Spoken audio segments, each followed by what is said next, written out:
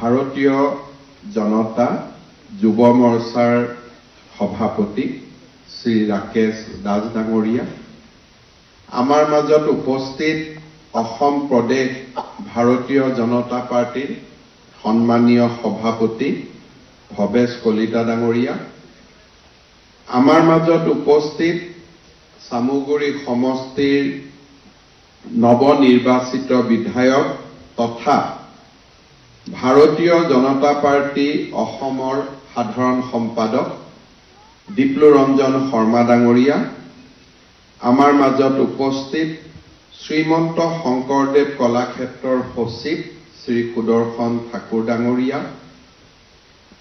সমাজ জীৱনত আৰু জাতীয় জীৱনত বৰঙণি আগবঢ়োৱা আৰু আজি সম্বৰ্ধনাৰ বাবে আমন্ত্ৰণ জনোৱা আমাৰ সফল যুৱ আৰু যুৱতী বন্ধু বান্ধৱীগণ, আমাৰ মাজত উপস্থিত ভাৰতীয় জনতা যুৱ মৰ্চাৰ কাৰ্যকৰ্তা বন্ধু বান্ধৱীসকল আৰু উপস্থিত সুধী মণ্ডলী, আজিৰ দিনটো আমাৰ বাবে আৰু বিশেষকৈ যিসকলে ভাৰতীয় দৰ্শন, সনাতন সভ্যতা আৰু ভাৰতবৰ্ষক বিশ্বগুৰুৰ আসনত দেখা পাবলৈ নিজৰ জীৱন যৌৱন সমৰ্পণ কৰিছে আৰু যিসকলে সেই লক্ষ্য বুকুত বান্ধি লৈ আগবাঢ়িছে, তেওঁলোকৰ বাবে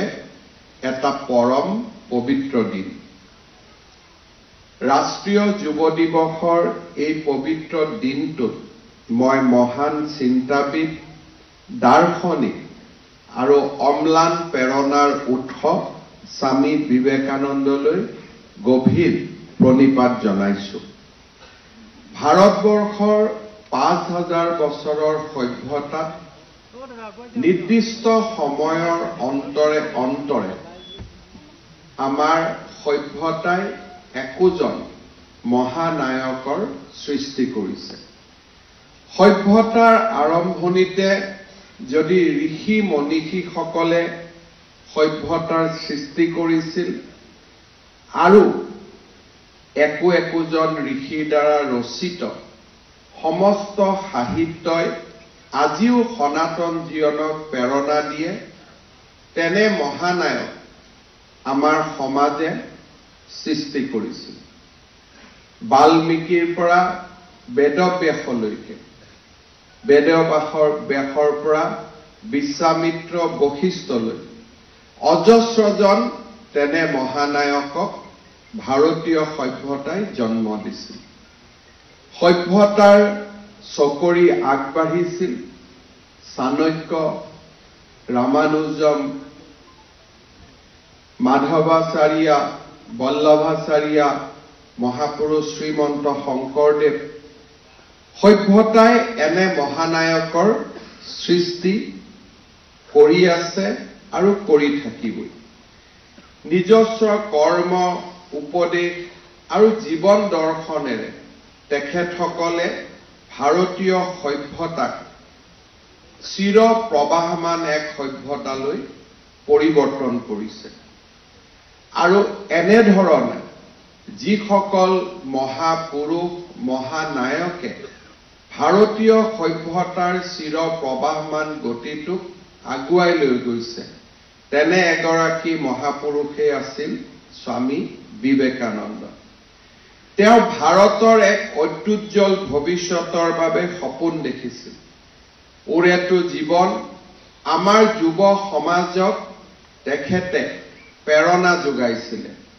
ভাৰত আৰু বিশ্বৰ কোনে কোনে তেখেতে সেই সময়ত বিপৰীত পৰিস্থিতিৰ মাজত বিভিন্ন অঞ্চল ভ্ৰমণ কৰি ভাৰতীয় সভ্যতাৰ জয়গান সমগ্ৰ বিশ্বলৈ তেখেতে প্ৰেৰণ কৰিছিল। এগৰাকী তেজস্বী সন্যাসী আৰু ধৰ্ম আৰু আধ্যাত্মিকতাৰ কেন্দ্ৰ স্বামী বিবেকানন্দৰ ব্যক্তিত্ব আছিল হিমালয়ৰ দৰে উচ্চ মহাসাগৰৰ দৰে গভীৰ আৰু আকাশৰ দৰে বিশাল। তেনে মহানায়কৰ জন্ম হৈছিল 12 জানুৱাৰী 1863 চনত আৰু এইগৰাকী বিবেকানন্দ আৰু অথবা নৰেন্দ্ৰনাথ ৰামকৃষ্ণ পৰমহংসদেৱৰ আধ্যাত্মিক পৰামৰ্শ আৰু আধ্যাত্মিক জীৱন ছায়াত তেখেতে এদিন নিজেই এজুপি বৰগছলৈ ৰূপান্তৰ হৈছিল। আজি সেই 12 জানুৱাৰীৰ পৰম পবিত্ৰময় দিনটোত আমি অসমৰ সমগ্ৰ যুৱ সমাজে, অসমবাসী ৰাইজে আৰু সনাতন সভ্যতাক গভীৰভাৱে বিশ্বাস কৰা তেখেতৰ যিসকলে তেখেতৰ জীৱন আৰু কৰ্ম আমি কৰবাত নহয় কৰবাত হলেও প্ৰেৰণাৰ উৎস বুলি ভাবো। তেখেতসকলৰ বাবে আজিৰ এই দিনটো সঁচাকৈয়ে এক পৰম পবিত্ৰ আৰু এক মহান দিন। আজিৰ এই দিনটোত সমগ্ৰ ৰাষ্ট্ৰই ৰাষ্ট্ৰীয় যুৱ দিৱস হিচাপে পালন কৰে, কাৰণ স্বামী বিবেকানন্দৰ জীৱনেই আছিল যুৱ সমাজক প্ৰেৰিত কৰা আৰু এখন শক্তিশালী ভাৰতবৰ্ষৰ নিৰ্মাণ কৰা। আমি সকলোৱে জানো জীৱন আৰু মৃত্যুৰ মাজত আমি পোৱা সময়খিনি আটাইতকৈ চুটি সময়। আমি যদি আমাৰ জীৱনলৈ ঘূৰি যাওঁ, কেইটামান দিন আগতে আমি মাৰ কোলাত আছিলোঁ, কেইটামান দিন আগতে মাত্ৰ আমি প্ৰাথমিক বিদ্যালয়ত আছিলোঁ, কেইটামান দিন আগতে আমি হাইস্কুলত আছিলোঁ, কেইটামান দিন আগতে আমি কলেজত আছিলোঁ। ক'ব নোৱাৰাকৈ আমি পিতৃ মাতৃও হলোগৈ আৰু চাওঁতে চাওঁতে আমাৰ জীৱন লীলাৰ সামৰণিৰ ফালেও আমি আগবাঢ়িবলৈ আৰম্ভ কৰিছোঁ। ভাৰতীয় সভ্যতাই বিশ্বাস কৰে আত্মা স্থায়ী, আত্মাৰ মৃত্যু নাই, কিন্তু আমাৰ শৰীৰ জন্ম আৰু মৃত্যুৰ মাজৰ খন্তেক সময়ৰ বাবে আমি এই পৃথিৱীলৈ আহোঁ শৰীৰৰ আকাৰত। শৰীৰ এৰি আত্মাই আকৌ নিজৰ লক্ষ্যলৈ গতি কৰে আৰু আত্মাই এটা শৰীৰৰ পিছত আন এটা শৰীৰলৈ গমন কৰে। আমাৰ আজিৰ যি শৰীৰ মাত্ৰ খন্তেক সময়ৰ বাবে এই শৰীৰৰ লগত আমাৰ চিনাকি, আৰু 20 বছৰ 30 বছৰ 50 বছৰ পিছত এই শৰীৰ আমাৰ অচিনাকি হৈ পৰিব। সেয়েহে ভাৰতীয় আধ্যাত্মিকতাত বিশ্বাস কৰা প্ৰতিজন ব্যক্তিয়ে, প্ৰতিজন মহান পুৰুষে আমাক প্ৰেৰণা দিয়ে যে জীৱনৰ এই নিৰ্দিষ্ট শৰীৰটোৰ খন্তেক সময়ছোৱাত আমি কি ধৰণে আমাৰ নিজৰ জীৱনক গৰিমামণ্ডিত কৰিব পাৰোঁ। এই সময়খিনিৰ বাবে আমি জীৱনৰ অৰ্থ উলিয়াব পাৰোঁ আৰু এই সময়খিনিৰ জৰিয়তে আমি বহুজনৰ বাবে, আহিবলগীয়া বহুজনৰ বাবে প্ৰেৰণাৰ উৎস হৈ পৰিব পাৰোঁ। আৰু সেইবাবে সনাতন সভ্যতাই গভীৰ জ্ঞানক প্ৰতিনিধিত্ব কৰে। প্ৰতিটো ঘটনাৰাজিৰ আঁৰত সনাতন সভ্যতাই সৃষ্টিৰ ৰহস্যৰ অন্বেষণ কৰে। সনাতন সভ্যতাই জ্ঞানৰ অন্বেষণ কৰে। সনাতন সভ্যতাই প্ৰজ্ঞাৰ সাধনা কৰে। জ্ঞান আৰু প্ৰজ্ঞাৰ সমাহিত ৰূপে হৈছে বিভিন্ন কিতাপ পত্ৰত পোৱা অজস্ৰ লোকৰ জ্ঞানৰ অমৃত মন্থন।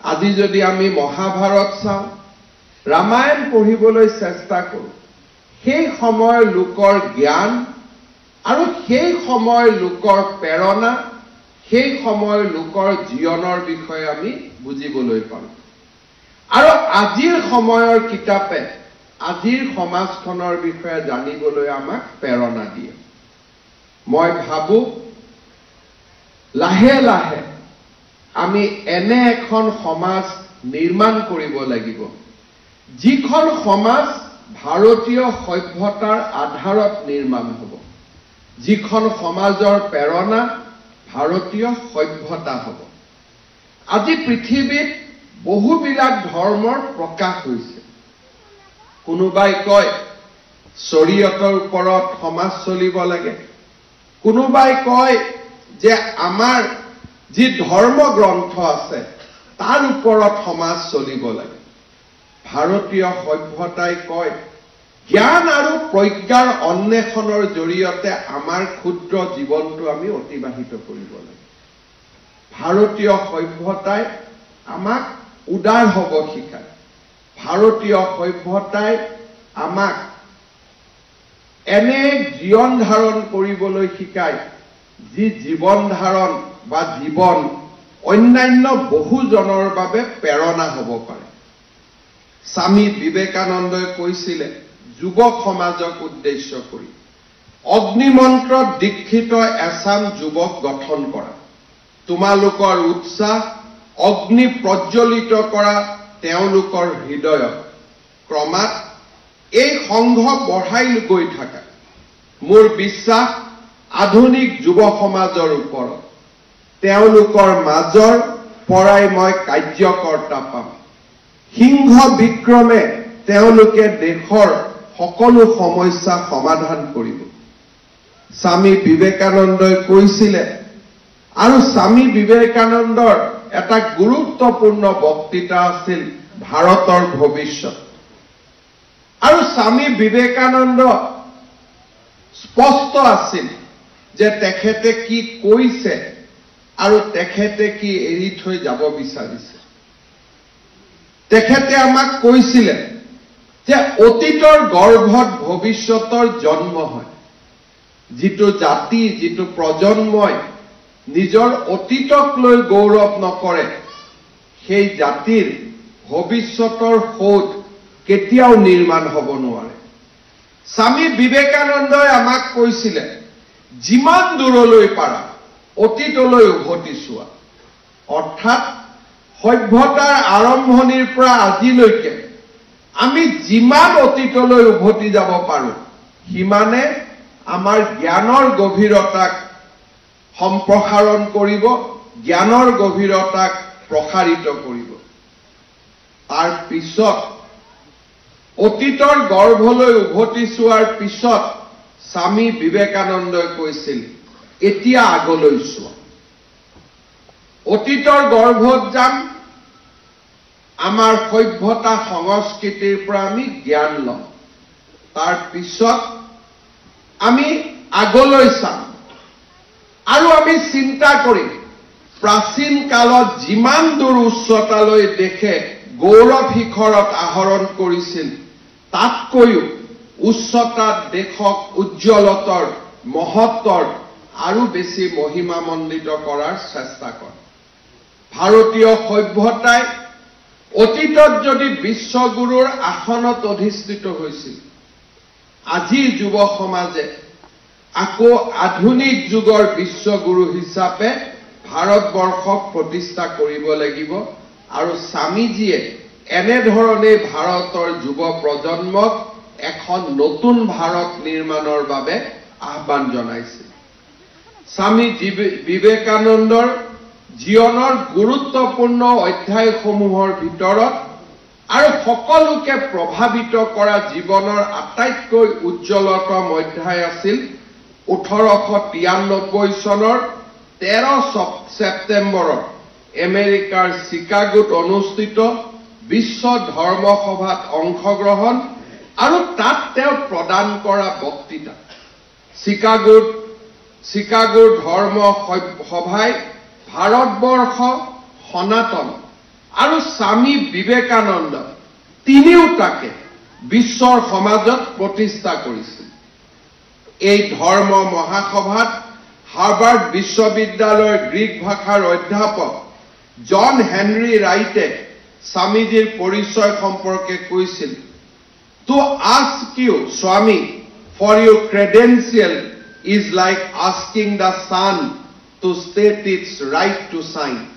অৰ্থাৎ স্বামী বিবেকানন্দৰ পৰিচয়ৰ বিষয়ে যদি কোনোবাই জানিবলৈ চেষ্টা কৰে বা পৰিচয় দিবলৈ চেষ্টা কৰে, তাক মাত্ৰ তুলনা কৰিব পাৰি, আমি যদি সূৰ্যক সুধো আপোনাৰ পোহৰ বিলোৱাৰ অধিকাৰ ক'ত? সূৰ্যৰ যদি পোহৰ বিলোৱাৰ অধিকাৰ আছে আৰু তাকেই যদি আমি প্ৰশ্ন কৰোঁ যে আপোনাৰ অধিকাৰ ক'ত, ঠিক তেনেদৰে স্বামীজীৰ পৰিচয় জানিবলৈ চেষ্টা কৰা সিমানেই ক'ব গ'লে এক প্ৰকাৰ নকৰিবলগীয়া, নুসুধিবলগীয়া এক প্ৰশ্ন, কাৰণ স্বামীজীৰ উপস্থিতিয়ে তেওঁৰ জ্ঞান আৰু অধ্যয়নৰ বিশালতাক প্ৰতিনিধিত্ব কৰে। ধৰ্ম মহাসভাৰ অধ্যক্ষ ডক্টৰ বেৰেজেকে স্বামীজী সম্পৰ্কত লিখা চিঠিত ৰাইটে উল্লেখ কৰিছিল যে আমাৰ এই ধৰ্ম সভাত বহু বিদ্বানক লগালে যি জ্ঞান ভাণ্ডাৰ হয়, স্বামীজী তাতকৈ অকলেই অধিক। ধৰ্ম মহাসভাত স্বামী বিবেকানন্দই ভাৰতৰ বৈদান্তিক দৰ্শনৰ বিজয় পতাকা গোটেই বিশ্বতে উৰুৱাই ভাৰতৰ হিন্দু দৰ্শনৰ শ্ৰেষ্ঠত্ব প্ৰতিষ্ঠা কৰিছিল। স্বামীজীয়ে কৈছিল, "মই নিজকে এনে এটা ধৰ্মৰ অন্তৰ্ভুক্ত বুলি গৰ্ব কৰোঁ, যি ধৰ্মই পৃথিৱীক সহিষ্ণুতাৰ শিক্ষা দিয়ে। হিন্দু ধৰ্মই সকলো ধৰ্মৰ মতাদৰ্শক স্বীকাৰ কৰাৰ শিক্ষা দিয়ে। হিন্দুৱে সকলো ধৰ্মক মানি লয় আৰু সকলো ধৰ্মকে সত্য বুলি গ্ৰহণ কৰে। এই ধৰ্মৰ প্ৰাচীন ভাষা সংস্কৃতত আনটি এক্সক্লুশ্যন শব্দৰ প্ৰতিশব্দ নাই। বাদ দিয়া, এক বাহিৰত ৰাখা, এই শব্দটো সংস্কৃত ভাষাত আমি বিচাৰি নাপাওঁ। বাহিৰত যোৱা এক্সক্লুশ্যন, ই এটা ইংলিছ শব্দ, আৰু তাৰ পৰাই আমি এক্সক্লুশ্যনৰ প্ৰতিশব্দ অসমীয়াত ৰাখিছোঁ, বাহিৰ কৰা, বাহিৰত থকা। কিন্তু আমি যদি আমাৰ সংস্কৃতত আমি চাওঁ, তেতিয়াহ'লে এই এক্সক্লুশ্যন শব্দটো আমি ক'তো বিচাৰি নাপাওঁ। এনে এক মহান ধৰ্ম, মহান সভ্যতাক আমি প্ৰতিনিধিত্ব কৰোঁ। মই সেই ধৰ্মৰ অংশীদাৰ স্বৰূপে গৌৰৱ অনুভৱ কৰোঁ। মই সেই জাতিৰ অন্তৰ্গত বুলি গৰ্ব কৰোঁ, যি জাতিয়ে পৃথিৱী আৰু সকলো ধৰ্মৰ নিপীড়িত আৰু অনাশ্ৰয়ক আশ্ৰয় দিছে। ভাৰতৰ হিন্দু ধৰ্মৰ বহুতো শাখা আছে আৰু আছে বহুতো মতবাদ। বহুতে সাকাৰবাদত বিশ্বাস কৰে, বহুতে নিৰাকাৰ ব্ৰহ্মত বিশ্বাস কৰে। কিন্তু যি মতবাদকেই বিশ্বাস নকৰক কিয়, এজন হিন্দুৱে কেতিয়াও নকয় যে তেওঁৰ মতবাদেই সম্পূৰ্ণ, তেওঁৰ মতবাদেই যথাৰ্থ আৰু বাকীসকল মিছা। তেওঁ বিশ্বাস কৰে যে বিভিন্ন ধৰণে ঈশ্বৰক পাব পাৰি, আৰু যিজন প্ৰকৃততে ধাৰ্মিক, তেওঁ ধৰ্মৰ সকলো তুচ্ছতাৰ ঊৰ্ধ্বত থাকে। ভাৰতত যিজন ব্যক্তিয়ে বিশ্বাস কৰে তেওঁ মুক্ত আত্মা, তেওঁ শৰীৰত আবদ্ধ নহয়, তেওঁৱেই প্ৰকৃত ধৰ্মৰ সন্ধান পায়। যেতিয়া এটা জাতিৰ সমষ্টি জীৱনলৈ স্থবিৰতা নামি আহে, তেতিয়াই সেই জাতীয় মঞ্চত এগৰাকী দিগদৰ্শকৰ উদয় হয়। নৰেন্দ্ৰ নাথৰ জন্ম হৈছিল এনে এটা সময়ত যেতিয়া ভাৰতবৰ্ষত ইউৰোপীয় শক্তিৰ প্ৰদানত আছিল, যেতিয়া ভাৰতৰ শক্তি সূৰ্য প্ৰায় অস্তমিত হৈছিল আৰু ভাৰতীয়সকলে নিজৰ ধৰ্ম সভ্যতাক লৈ হীন মান্যতাত ভুগিছিল। এটা দিনহীন জাতিক পৰিণত হোৱা ভাৰতীয়সকলৰ মাজত আত্মবিশ্বাস জগাই তোলাৰ কাম কৰিছিল স্বামী বিবেকানন্দই, যি জাতিয়ে নিজৰ সভ্যতা সংস্কৃতিৰ পৰা প্ৰেৰণা আদায় কৰিব নোৱাৰে সেই জাতিৰ কোনো ভৱিষ্যত নাই। সেই কথা আজিৰ পৰা ১.৫ শতিকাৰ আগতে অনুভৱ কৰিছিল নৰেন্দ্ৰ নাথ দত্তই। আজি তেখেতৰ জন্মৰ ১.৫ শতিকাৰ পিছত ভাৰতীয় সভ্যতাই আকৌ পুৰণা প্ৰাচীন গৌৰৱ উভতাই পাইছে। অমৃতকালৰ স্বপ্ন দেখিছে, এখন নতুন ভাৰত নিৰ্মাণৰ সপোন দেখিছে। এইখন ভাৰতে আজি চন্দ্ৰত পদাৰ্পণ কৰিছে। আজি এইখন ভাৰতে মংগল গ্ৰহত যোৱাৰ সপোন দেখিছে। এইখন ভাৰতে শান্তিৰ স্বাৰ্থত পাৰমাণৱিক শক্তিক ব্যৱহাৰ কৰিছে। পাৰমাণৱিক শক্তিৰে শক্তি উৎপাদন কৰি সভ্যতাক আগুৱাই লৈ গৈছে। এইখন ভাৰতে আজি artificial intelligence, semi conductor, augmented reality আদিৰ দৰে ভৱিষ্য জ্ঞানৰ এক নৱজাগৰণৰ সৃষ্টি কৰিছে। এইখন ভাৰতেই আজি বিশ্বৰ মানুহক শান্তিৰ পাঠ শিকাইছে। আৰু এইখন ভাৰতেই আজি প্ৰধানমন্ত্ৰী নৰেন্দ্ৰ মোদী ডাঙৰীয়াৰ নেতৃত্বত আমি অমৃতকালৰ সপোনেৰে আজি আগবাঢ়িছো। স্বামী বিবেকানন্দই যি লক্ষ্য ১.৫ শতিকা আগতে এৰি থৈ গৈছিল, সেই লক্ষ্যকে পূৰ্তি কৰিবলৈ আৰু ভাৰতবৰ্ষক এক বিকশিত ভাৰতলৈ ৰূপান্তৰ কৰিবৰ বাবে আজি প্ৰধানমন্ত্ৰী নৰেন্দ্ৰ মোদীৰ নেতৃত্বত দেশে এক শক্তিৰূপে এই মহান কৰ্মযজ্ঞত জঁপিয়াই পৰিছে। মই আমাৰ যুৱক সমাজক আহ্বান জনাম, জীৱনৰ লক্ষ্য থাকিব লাগিব আৰু জীৱনৰ সেই লক্ষ্যক সাধন কৰাৰ, তাক সফল কৰাৰ শক্তি আৰু সাহস থাকিব লাগিব। আমাৰ লক্ষ্য কেনেকে আমি আমাৰ দেশক মহিয়ান কৰিব পাৰোঁ, কেনেকে মোৰ জীৱনকালত কৰা এটা দুটা সৰু সৰু কামেৰে সমাজখনক, ভাৰতবৰ্ষক আমি মহত্ব প্ৰদান কৰিব পাৰোঁ। কেতিয়াবা কেতিয়াবা আমি চিন্তা কৰোঁ যে মোৰ ভূমিকা ক'ত। দেশৰ কামটো বহুজনে কৰি আছে, বিজ্ঞানীসকলে কৰি আছে, ৰাজনীতি কৰা ব্যক্তিসকলে কৰি আছে, প্ৰধানমন্ত্ৰীয়ে কৰি আছে, সেনা বাহিনীয়ে কৰি আছে, অধ্যাপক অধ্যাপিকা কৰি আছে। মোৰ দৰে এজন ব্যক্তিয়ে দেশৰ কাৰণে মই কি কৰিব পাৰোঁ? আমি সদায় মনত ৰাখিব লাগে, বৰষুণৰ সৰু সৰু টোপালবিলাকে পৃথিৱীলৈ পানীৰ সৃষ্টিৰ সংকেত দিয়ে। সেই পানীয়ে সৰু সৰু জান-জুৰি লৈ যায় আৰু সেই সৰু সৰু জান-জুৰিৰ পানীৰে ব্ৰহ্মপুত্ৰৰ দৰে গভীৰ নদীৰ সৃষ্টি হয় আৰু সেই ব্ৰহ্মপুত্ৰৰ দৰে নদীয়ে গৈ বংগোপসাগৰৰ দৰে মহাসাগৰৰ সৃষ্টি কৰে। সমষ্টি ভাৰতবৰ্ষ, অসমৰ যেতিয়া প্ৰতিগৰাকী যুৱক যুৱতীয়ে চিন্তা কৰিব যে মোৰ দেশৰ প্ৰতি, মোৰ সমাজৰ প্ৰতি, মোৰ সভ্যতাৰ প্ৰতি মই ক্ষুদ্ৰ ক্ষুদ্ৰ হলেও মই বৰঙণি আগবঢ়াম, সিয়ে এখন নতুন মহাসাগৰৰ সৃষ্টি কৰে। আমি বিশ্বাস কৰিব লাগিব প্ৰতিজন ব্যক্তিৰ হৃদয়ত অনন্ত শক্তি লুকাই আছে আৰু আমাৰ মাজৰ পৰাই একোজন ব্যক্তি অসাধাৰণ হ'ব পাৰিছে। মোৰ গাঁৱৰ এজন যুৱক, মোৰ চহৰৰ এজন যুৱকে যদি অসাধাৰণ হ'ব পাৰিছে, মোৰ ৰাজ্যৰ যদি 10 গৰাকী যুৱকে অসাধাৰণ হ'ব পাৰিছে, ময়ো সাধাৰণৰ পৰা অসাধাৰণ কিয় হ'ব নোৱাৰো?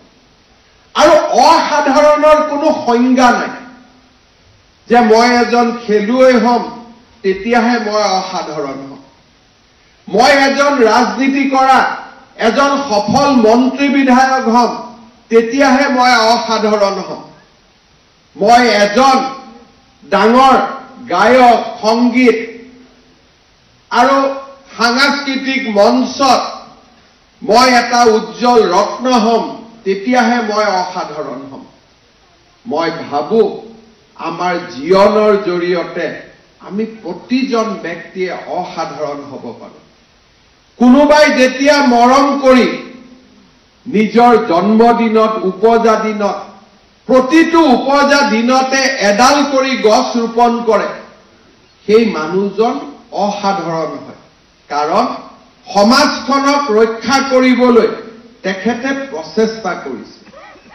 মোৰ পৰিয়ালত মই যেতিয়া মোৰ বৃদ্ধ মা পিতাক মই সেৱা কৰিম, মই অসাধাৰণ হৈ পৰোঁ। কাৰণ মোৰ সেৱাই অজস্ৰজন সন্তানক নিজৰ পিতৃ মাতৃক সন্মান কৰিবলৈ শিকাব। মই অসাধাৰণ হৈ পৰোঁ। মই এটা উদ্যোগ হাতত লৈছোঁ আৰু নিজৰ অক্লান্ত পৰিশ্ৰমেৰে সেই উদ্যোগটোক সফল কৰি তুলিছোঁ। বহুজনৰ বাবে মই প্ৰেৰণাৰ প্ৰতীক হৈ পৰোঁ।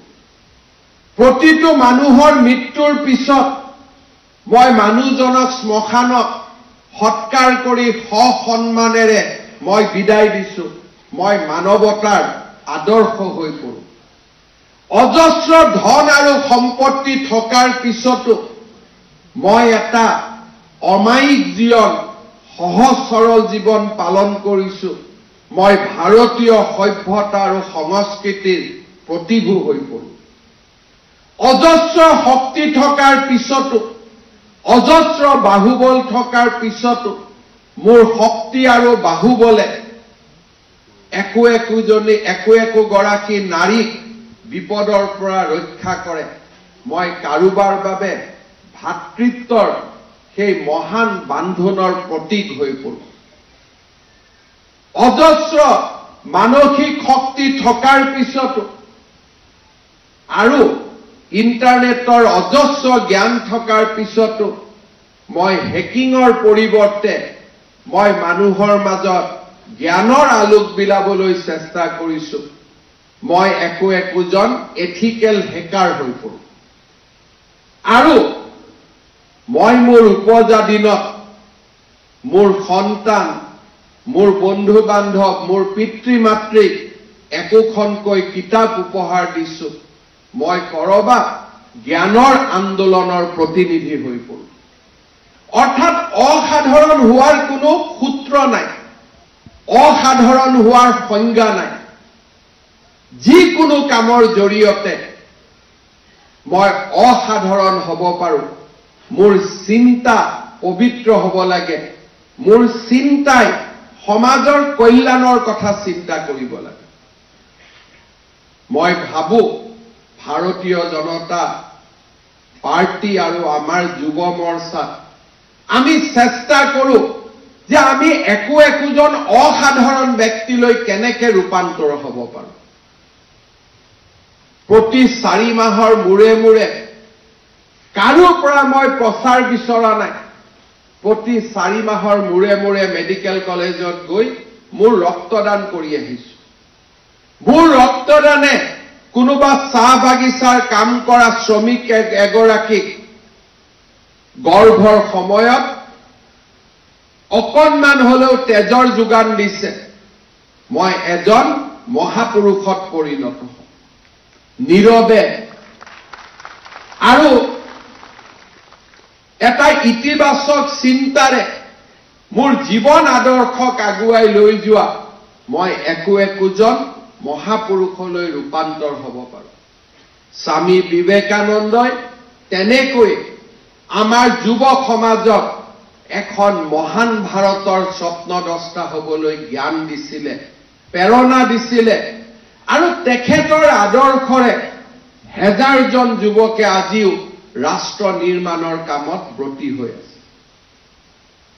সমাজত নিৰ্মাণ কৰাৰ প্ৰয়োজন যেতিয়া আহে, সমাজত যেতিয়া মাত মতাৰ প্ৰয়োজন আহে, আমি আমাৰ নিৰ্দিষ্ট লক্ষ্যৰে আগুৱাই যাবলৈ যেতিয়া আমাৰ সময়ৰ আহ্বান আহি পৰে, তেতিয়া যুৱক সমাজে আমি সেই পথেৰে যাবলৈও সাজু থাকিব লাগে। আজি আমাৰ অসমত প্ৰয়োজন বহু দিনৰ মূৰত আমাৰ ৰাজ্যখনে কৰবাত নহয় কৰবাত নতুন জীৱনৰ সপোন দেখিছে। আমাৰ ৰাজ্যখনৰ জীৱনত কৰবাত নহয় কৰবাত আজি আশাৰ বন্তি এগছি জ্বলিছে। এই আশাৰ বন্তি গছিক আমাৰ ৰাজ্যখনৰ জনজীৱনলৈ উভতি অহা এই সুন্দৰ দিনবিলাকৰ আৰম্ভণিক আমি কেনেকৈ আৰু শক্তিশালী কৰিব পাৰোঁ। আমাৰ সামূহিক প্ৰচেষ্টা হ'ব লাগে আমাৰ ৰাজ্যখনক আৰু আমাৰ সমাজখনক কেনেকৈ আমি এটা নতুন দিগন্ত দেখুৱাব পাৰোঁ, যি দিগন্তই আমাৰ জাতিটোক বিশ্বৰ মহাসভাত প্ৰতিষ্ঠা কৰিব পাৰে। কেইটামান দিনৰ মাত্ৰ আমাৰ সামূহিক প্ৰচেষ্টা আছে।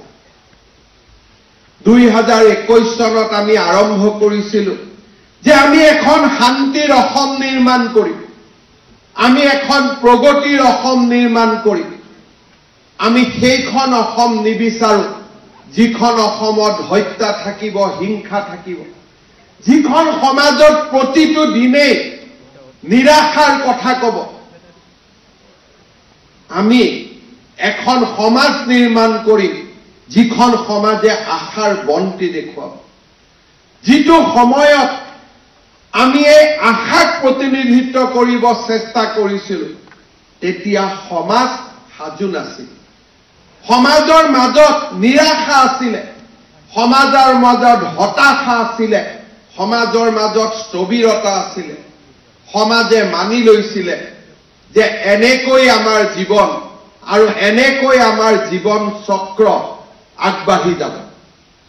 মই বিশ্বাস কৰোঁ এক ঘনঘোৰ পথাৰৰ মাজত যেতিয়া কৰবাত কোনোবা মানুহৰ জুপুৰিত জ্বলি থকা বন্তি গছি আমি দেখা পাওঁ বহু দূৰৰ পৰা, কৰবাত নহয় কৰবাত আমাৰ মনতো আশাৰ বন্তি, আলোকৰ পোহৰ আমাৰ মনলৈও আহে।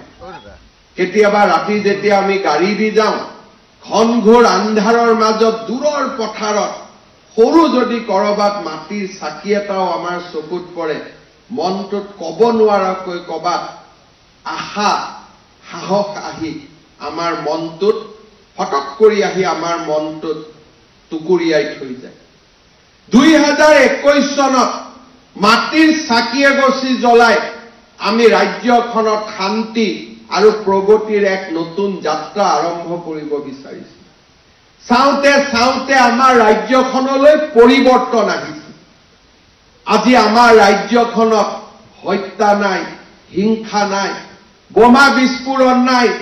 বহু দিন আমি ৰাস্তাত তেজৰ চেকুৰা দেখা নাই। এইখনেই গণেশগুৰি আছিলে, য'ত নেকি তেজৰ চেকুৰাই আমাৰ জাতিটোক এক সভ্য জাতিৰ পৰা এক অসভ্য জাতিলৈ ৰূপান্তৰ কৰিছে। কিন্তু আজি সেই গণেশগুৰি উৰণীয়া সেতুৰ তলত ভোগালীৰ উৎসাহ, পিঠা পনা, মানুহৰ জীৱনৰ নতুন আনন্দই সেই কৰবাৰ গ্লানিক আঁতৰাই থৈ আজি এখন উৎফুল্লিত মহান জাতি আমি তাৰ আজি প্ৰতিচ্ছবি দেখা পাইছোঁ। যিটো জাতিয়ে মাত্ৰ এটা দশক আগলৈকে প্ৰতিটো দিন বোমা, গুলি, তেজৰ চেকুৰা গন্তি কৰিছিল, সেই জাতিটোৱে আজি নতুনকৈ চিন্তা কৰিবলৈ, নতুনকৈ আগবাঢ়ি যাবলৈ প্ৰেৰণা আৰু অজস্ৰ সাহস পাইছে। আজি নিউয়ৰ্ক টাইমছত অসমৰ বাতৰি বোমা বিস্ফোৰণ, হত্যা আন্দোলনৰ কাৰণে ওলোৱা নাই। আজি নিউয়ৰ্ক টাইমছৰ দৰে বাতৰি কাকতত প্ৰথমবাৰ ওলাইছে দেশৰ নহয় পৃথিৱীৰ 52টা যি স্থানলৈ এই বছৰ পৰিব্ৰাজক যাব লাগে, পৰ্যটক যাব লাগে, তাৰ ভিতৰত অসম ৪ৰ্থ নম্বৰত আহি থিয়। এয়া দেশৰ ভিতৰত নহয়, মই কৈছিলোঁ দেশৰ 5খন ৰাজ্যৰ ভিতৰত আমি অসমক নিৰ্মাণ কৰিম। কেতিয়াও মই সপোন দেখা নাছিলোঁ যে বিশ্বৰ ৪ৰ্থ স্থানত আহি অসমে খুন্দিয়াব। আজি আমি সকলোৱে লগ হৈ এখন নতুন অসমৰ নিৰ্মাণ কৰিবলৈ আমি আগবাঢ়ি গৈছো। আপোনালোকে নিজৰ শৈশৱলৈকে মনত পেলায়। শৈশৱত ৰাতিপুৱাই আমাৰ ঘৰত প্ৰতিদিন বাতৰি কাকতখন আহে। হেডলাইন কি? অমুকত বোমা বিস্ফোৰণ। হেডলাইন কি? অমুকজন দুৰ্নীতিকাৰী অফিচাৰ। হেডলাইন কি? অমুকত টায়াৰ জ্বলোৱা হ'ল। অমুকত এজন মানুহে এজনৰ ওপৰত হিংসা, অসন্তুষ্টি। আৰু ৰাতিপুৱা পেপাৰখন পঢ়িলে আমাৰ মনত এনেকুৱা এটা আঘাত হৈছিল যে এইখন অসমত যেন আমি ৰাতিপুৱাই নিৰাশাৰে আৰম্ভ কৰোঁ। ৰাতিপুৱা কোনোবা ভাল মানুহে আমাৰ দৈনিক বাতৰি কাকতখন তলত লুকাই থৈছিল যাতে ৰাতিপুৱাই বেয়া কথা, বেয়া চিন্তাৰে আমাৰ দিনটো আৰম্ভ কৰিব নালাগে। এয়া আমাৰ জীৱন আছিল আৰু আমাৰ প্ৰজন্মই, আমাৰ যৌৱন তেনেদৰে আমি অতিক্ৰম কৰিছিল। আমি কেতিয়াও অনুভৱ কৰা নাছিলো যে এইখন অসমত আন্দোলনৰ শ্লোগান আমি নুশুনিম। এইখন অসমত ঘেৰাও নহব, পিকেটিং নহব, ৰাতি আমি জোৰ লৈ সমদল নকৰিম। এইখন অসমত এটা দিন নাথাকিব যিটো দিনত অসমীয়াই অনা অসমীয়াক গালিগালাজ কৰিব। আৰু আমাৰ অসমীয়া লোকসকল দিল্লী, বিহাৰলৈ যাওঁতে আমি ইয়াত যি ঔষধ দিছো তাৰ প্ৰতি ঔষধ আমি দিল্লীলৈকে যাওঁতে, মাদ্ৰাছালৈকে যাওঁতে আমি সেই প্ৰতি ঔষধ লাভ কৰিছো। তেনেকুৱা আমি জীৱন চক্ৰৰ পৰা আঁতৰি যাম বুলি আমি কেতিয়াও অনুভৱ কৰা নাছিলো। কিন্তু লাহে লাহে আজি আমাৰ সমাজৰ পৰিৱৰ্তন হৈছে। এদিন যি বিহাৰ, দিল্লীৰ বিশ্ববিদ্যালয়ত উত্তৰ পূৰ্বৰ ছাত্ৰ ছাত্ৰী, অসমৰ ছাত্ৰ ছাত্ৰী লাঞ্ছিত হ'বলগীয়া হৈছিল, সেইখন উত্তৰ পূৰ্বে আজি ভাৰতৰ বাবে অষ্টলক্ষ্মী নিউ ইঞ্জিন অফ গ্ৰোথত পৰিণত হৈছে। আজি কোনেও ৰেলত অসমীয়া বুলি কাকো আক্ৰমণ নকৰে, অসমৰ বিষয়ে জানিবলৈ আগ্ৰহ কৰে। দিল্লী, কলিকতাত যেতিয়া কোনোবা টেক্সিত আমি বহি ল'ম আৰু নিজক অসমীয়া বুলি আমি পৰিচয় দিম, অসমৰ বিষয়ে জানিবলৈ সেই টেক্সি চালকজনেও চেষ্টা কৰে। অসম আজি ভাৰতৰ নতুন যুগৰ এক নতুন প্ৰতিনিধিলৈ ৰূপান্তৰ হৈছে। আৰু আমাৰ ৰাজ্যখনত আজি লাহে লাহে প্ৰতিদিনৰ যুগৰ পৰা আমি ছেমি কণ্ডাক্টৰৰ যুগলৈ প্ৰৱেশ কৰিছো। এতিয়া আমি ৰাজ্যত ৰাতিপুৱাই হত্যাৰ বাতৰি পঢ়িব নালাগে, হিংসাৰ বাতৰি পঢ়িব নালাগে। অসমে বিহুত গ্ৰীনিজ ৱৰ্ল্ড ৰেকৰ্ড কৰিলে। কাজিৰঙাত আটাইতকৈ বেছি পৰিব্ৰাজক আহিলে। অসমত ছেমি কণ্ডাক্টৰ উদ্যোগ প্ৰতিষ্ঠা হৈছে। ৰাতিপুৱাই কৰবাত নহয় কৰবাত আমি আশাৰ বাতৰি শুনিবলৈ পাওঁ। আশাৰ বন্তি গছি যেন লাহে লাহে আমাৰ জীৱনৰ আকৌ এবাৰ উভতি আহিছে। আমি এইখন অসমক ধৰি ৰাখিব লাগিব। আমি প্ৰতিদিনৰ যুগলৈ ঘূৰি যাব নালাগে। আমি অসমখনক ছেমি কণ্ডাক্টৰৰ পৰা, আৰ্টিফিচিয়েল ইণ্টেলিজেন্সৰ পৰা আমি এখন নতুন যুগলৈ লৈ যাব লাগে, যাতে ভাৰতৰ মানুহে কৰ্ণাটকক উদাহৰণ নিদিয়ে, ভাৰতৰ মানুহে অসমক উদাহৰণ দিয়ে। এইখন ৰাজ্য আমাৰ জীৱন কালতে আমি নিৰ্মাণ কৰিব লাগে। আৰু মই বিশ্বাস কৰোঁ যে যিখন অসমে 3টা বছৰৰ ভিতৰত আন্দোলন, চান্দা, হত্যা, হিংসাক বিদায় দিব পাৰিছে, এইখন অসমে আকাশ চুবও পাৰিব, তাক মই বিশ্বাস কৰোঁ।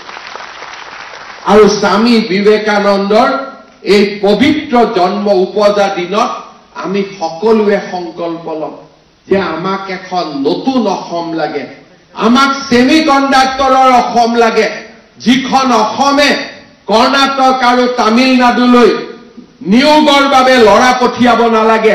এইখন অসমে অসমৰে নহয়, ভাৰতৰ যুৱ সমাজকো আমি নিয়োগ দিব পাৰোঁ, আমি কৰ্ম সংস্কৃতি সৃষ্টি কৰিব পাৰোঁ। আৰু মই বিশ্বাস কৰোঁ অনাগত কেইটামান দিনৰ ভিতৰতে আমি যদি আমাৰ জাতিটোক ধৰি ৰাখিব পাৰোঁ, এই জাতিয়ে আকাশ চুব পাৰিব। ভাৰতীয় জনতা পাৰ্টিৰ মঞ্চৰ পৰা আমি তেনেবোৰ কাম কৰি আহিছো। কোনোবা সময়ত ৰাইজে নিবিচৰা অসমৰ সামূহিক বৌদ্ধিক মহলে যাক স্বীকৃতি দিয়া নাই তেনেকুৱা কামো আমি কৰি হুতৰ বিপৰীতে যোৱাৰ সাহস দেখুৱাইছো। আজি আমাৰ ৰাজ্যখনত যেতিয়া CAৰ আন্দোলন আৰম্ভ হৈছিল, অসমৰ একাংশ বৌদ্ধিক মহল যি জাতিটোক প্ৰতিনিধিত্ব কৰে তেওঁলোকে কৈছিল লাখ লাখ বিদেশী অসমলৈ সোমাই আহিব, চাহ বাগিচাবোৰ লৈ ল'ব, খেলপথাৰ লৈ ল'ব, গাঁও লৈ ল'ব, গোটেই অসমখনত বিদেশীৰ প্ৰয়োভৰ হ'ব। আমি সাহসেৰে থিয় দি ভাৰতীয় জনতা পাৰ্টিৰ মঞ্চৰ পৰা কৈছিলো যে আপোনালোকৰ আকলন শুদ্ধ নহয়। আৰু আজি সময়ে প্ৰমাণ কৰিলে যে CAৰ পিছতো অসমলৈ এজন বিদেশী অহাটো নায়েই। প্ৰতিদিনে যোন বিদেশী আহিব খোজে তাকো আমি কি ধৰণে প্ৰতিদিনে তেওঁলোকৰ দেশলৈ উভতাই পঠাইছো। CA যদি 5 জন লোকক নাগৰিকত্ব দিছে, তাৰ বিপৰীতে প্ৰতিটো দিনে ভাৰত বাংলাদেশ সীমান্তৰ পৰা আহিব খোজা অচিনাক্ত মুখবিলাকক আমি প্ৰতিটো দিনে উভতাই পঠিয়াইছো। আজি 5 জন নাগৰিকত্বৰ কাৰণে 5 জন যুৱকে নিজৰ প্ৰাণ বলিদান দিলে। কিন্তু আজি সেইসকল লোকেই নীৰৱ যেতিয়া বাংলাদেশৰ পৰা প্ৰতিটো দিনে একাংশ অচিনাক্ত লোক অসমত সোমাবৰ বাবে চেষ্টা কৰি আছে। সেই অচিনাক্ত লোকসকলক ৰোধ কৰিবলৈ চৰকাৰে প্ৰচেষ্টা চলাইছে, কিন্তু সেই প্ৰচেষ্টাৰ প্ৰতি অকণমানো সমৰ্থন জনাই তেওঁলোকৰ ফেচবুকত এটা শব্দও আমি দেখা নাপাওঁ। কাৰণ প্ৰথম দিনাৰ পৰাই তেওঁলোকৰ উদ্দেশ্য স্পষ্ট নাছিল। তেওঁলোকে এইখন অসম বিচৰাই নাছিল। তেওঁলোকে এনে এখন অসম বিচাৰিছিল যে নিউয়ৰ্ক টাইমছত লিখক অসমত ভয়াৱহ আন্দোলন হৈছে। তেওঁলোকে এনেকুৱা অসম বিচাৰিছিল যে নিউয়ৰ্ক টাইমছত লিখক যে অসমত আজি 50 জন লোকৰ বোমা বিস্ফোৰণত মৃত্যু হ'ল। তেওঁলোকে আশাই কৰা নাছিল যে 3টা বছৰৰ ভিতৰতে অসম পৰিৱৰ্তন হ'ব। চৰাইদেউ মৈদামৰ কথা নিউয়ৰ্ক টাইমছে লিখিব, বৰদোৱা থানৰ কথা নিউয়ৰ্ক টাইমছে লিখিব, মহাপুৰুষ শ্ৰীমন্ত শংকৰদেৱ কামাখ্যাৰ কথা নিউয়ৰ্ক টাইমছে লিখিব, কাজিৰঙাৰ কথা নিউয়ৰ্ক টাইমছে লিখিব। তেওঁলোকে চিন্তাই কৰিব পৰা নাছিল যে প্ৰতি বছৰে 60টাকৈ গড় হত্যা হোৱা সেই কাজিৰঙাৰ পৰা এটাও গড় হত্যা হোৱাৰ বাতৰি নোলাব। তেওঁলোকে জীৱনকালত চিন্তাই কৰিব পৰা নাছিল। আৰু তেওঁলোকে চিন্তাই কৰিব পৰা নাছিল যে জাগিৰোডত দিনে ৰাতিয়ে কাম হ'ব। ভাৰতবৰ্ষৰ ছেমি কণ্ডাক্টৰ আন্দোলনৰ আৰম্ভণি অসমৰ এখন সৰু চহৰ জাগিৰোডৰ পৰা আৰম্ভ হ'ব। তেওঁলোকে কল্পনাই কৰিব পৰা নাছিল যে অসমৰ বিহুক জগত সভালৈ লৈ যাব পাৰি। তেওঁলোকে কল্পনাই কৰিব পৰা নাছিল যে অসমীয়া ভাষায়ো ধ্ৰুপদী ভাষাৰ মৰ্যাদা পাব পাৰে। তেওঁলোকে কল্পনাই কৰিব পৰা নাছিল যে বৰাক উপত্যকাটো লাচিত বৰফুকনৰ প্ৰতিমূৰ্তি স্থাপন হ'ব পাৰে। তেওঁলোকে কল্পনাই কৰিব পৰা নাছিল যে অসমৰ প্ৰতিটো অনুষ্ঠান মোৰ আপোনাৰ দেশেদি আৰম্ভ হ'ব পাৰে। আমি তেওঁলোকে কল্পনা কৰিব নোৱাৰা আৰু তেওঁলোকে ভাবিব নোৱাৰা এখন অসম, আমি যিখন অসম মোৰ আশাৰ সপোন, যিখন অসম আমাৰ আশাৰ অসম, সেইখন অসমৰ বাবে আমি দ্ৰুত গতিত ধাৱমান হ'ব পাৰিম। আজি তেনে এক লোকৰ বিপৰীতে স্বামী বিবেকানন্দৰ মহান আদৰ্শৰে দীক্ষিত এক মহান যুৱ প্ৰজন্মই অসমখনক বিশ্বৰ বুকুলৈ লৈ যাব, তেনে এক আশাৰে, তেনে এক সপোনেৰে আজি আমি 12 জানুৱাৰী দিনটো পালন কৰিছো। এই বছৰ আমাৰ কিতাপৰ আন্দোলন। ভাৰতীয় জনতা যুৱ মৰ্চাৰ প্ৰতিগৰাকী সদস্যকে মই আহ্বান জনাম যে এই বছৰ আমি কেনেকৈ ৰাজ্যখনত পজিটিভ ইতিবাচক কিতাপ পঢ়াৰ এটা পৰিৱেশ নিৰ্মাণ কৰিব পাৰোঁ। মই যুৱ মৰ্চাক ধন্যবাদ জনাইছো যে জ্ঞান আলোক এই অনুষ্ঠানৰ জৰিয়তে আমি এটা নতুন আন্দোলন আৰম্ভ কৰিব খুজিছো। ভাৰতীয় জনতা পাৰ্টিয়ে আৰু আমাৰ যুৱ মৰ্চাই আমি সেই আন্দোলনত বিশ্বাস নকৰো, আমি আন্দোলনক বিশ্বাস কৰো। কিন্তু আমাৰ আন্দোলন হ'ব কিতাপৰ আন্দোলন, আমাৰ আন্দোলন হ'ব সংস্কৃতিৰ আন্দোলন, আমাৰ আন্দোলন হ'ব ক্ৰীড়াৰ আন্দোলন, আমাৰ আন্দোলন হ'ব আমাৰ জাতিটোক বিশ্বৰ সৰ্বশ্ৰেষ্ঠ জাতিলৈ ৰূপান্তৰ কৰাৰ আন্দোলন। আপোনালোক সকলোকে বহুত বহুত ধন্যবাদ জনাইছো, অভিনন্দন জনাইছো। আৰু আমি সকলোৱে একেলগে সনাতন সভ্যতাৰ মহান আদৰ্শৰে ভাৰতবৰ্ষক বিশ্ব নেতৃত্ব, বিশ্ব গুৰুলৈ ৰূপান্তৰ কৰাৰ বাবে আমি সকলো একেলগে কাম কৰিম। পুনৰ এবাৰ আপোনালোকক ধন্যবাদ জনাইছো। আজি দিনটো কেইবাটাও কাৰ্যসূচী থকা বাবে মই গোটেই অনুষ্ঠানটোত আপোনালোকৰ লগত থাকিব নোৱাৰিম। তথাপিতো আজিৰ এই মহান অনুষ্ঠানত যোগদান কৰিবলৈ মোক যি সুবিধা দিলে তাৰ বাবে ভাৰতীয় জনতা পাৰ্টিৰ যুৱ মৰ্চাক ধন্যবাদ জনাই এখন নতুন ভাৰত, নতুন অসম নিৰ্মাণৰ সংকল্পৰে আগবাঢ়ি যোৱাৰ আহ্বান জনাই মই মোৰ বক্তব্যৰ সামৰণি মাৰিছো। ধন্যবাদ। জয় হিন্দ, বন্দে মাতৰম।